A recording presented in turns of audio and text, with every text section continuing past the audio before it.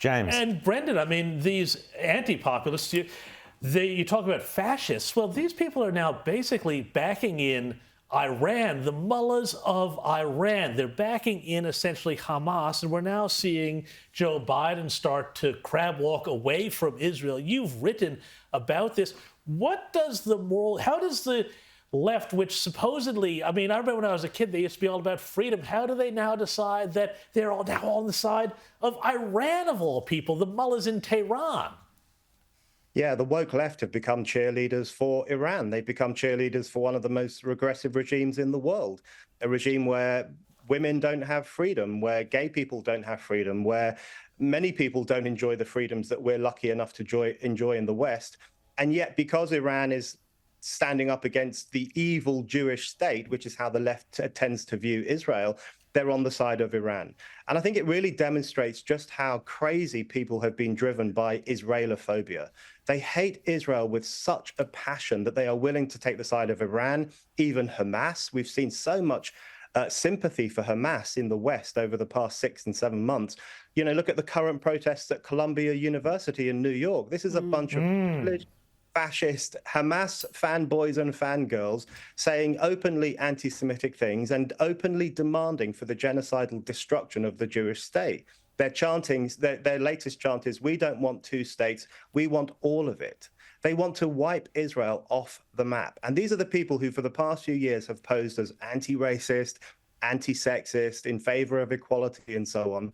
And yet when a racist movement invaded Israel and raped and butchered and murdered Jewish men, women, and children, they either turned a blind eye or they openly supported it. So all of their moral authority has collapsed to an extraordinary degree over the past few months. And I think we should never let them forget what they've been doing.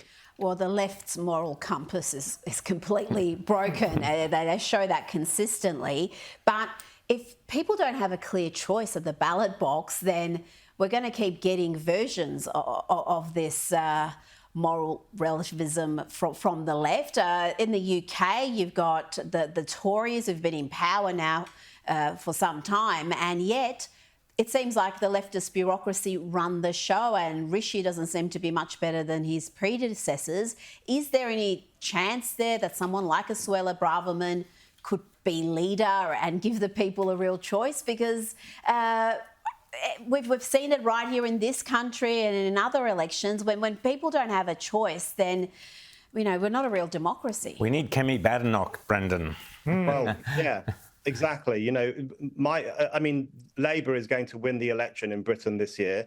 Keir Starmer is going to be Prime Minister. It will be a complete disaster for the country. This is a man who doesn't even know what a woman is. And he says, you know, he was recently asked, can a woman have a penis? And he says, well, most women don't have a penis, which means that some women do. So, and he doesn't believe in freedom of speech. This is a man who devoted the past 8 years of his life to trying to overthrow the largest democratic vote in the history of this country, the vote for Brexit. He was at the forefront of demanding a second referendum. This is a man who doesn't believe in democracy or freedom or even biological sex, and he's going to be running this country. So it's terrifying. The Conservatives will be out of office, and I hope they will use that time to try and get their act together. They need a better leader than wooden, technocratic, fishy Rishi, as some people call him. Yeah. They do need someone like Kemi Badenoch, who's got great principles, who can connect with the public, who stands by her guns even when she's under attack from the woke left. We need that kind of figurehead to come through and really engage with people's desire for economic security, cultural respect, the right to live as they want to live, and no more finger wagging from the state. We need a politician who can cut through all of that and give people the decent life they deserve.